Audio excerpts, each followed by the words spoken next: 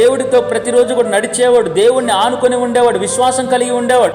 Hagar ఇవన్నీ చూస్తూ ఉండి నిరాశలో నుంచి నిరీక్షణలోకి వచ్చింది. ఏమనంటే ఏదో ఒక రోజు నేను నిలబడతాను, స్తోత్రం కలుగునుగాక. హల్లెలూయా.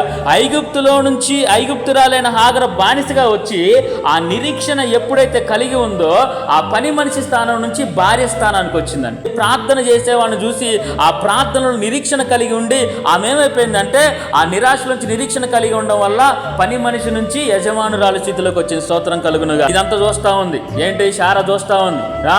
నాకు పుట్టక ముందే ఆమెకి గర్భం అందింది అని చెప్పి ఈర్షపడి అసూయపడి ఏమనుకుందో, ప్రార్థన పరురాలేగా, క్షమించవచ్చుగా, ఓర్పు కలిగి ఉండొచ్చుగా, సహనం ఉండొచ్చుగా.